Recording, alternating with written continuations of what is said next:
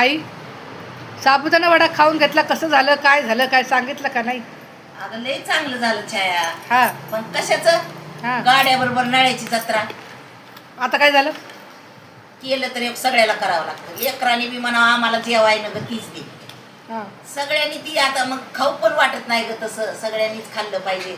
एक चपाती भाजी वरण भात केलेला तसाच पडलाय, लेकरांनी तीच खाल्लं देईन ती. असं आहे आमच्यात, एकाला केलं की सगळ्याला करावं लागतं. आणि नाहीतरी कसं लेकरा बाळाला द्यायचं? त्यांना टाकून खाणं आपल्याला बरं दिसतंय का? हो बरोबर आहे हा, तुझं. मग आता काय?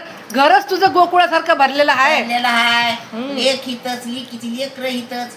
सगळ्याला मग टाकून आपल्याला खाऊ वाटत नाही, मग करावं लागतं लय मोठं असू बापडं.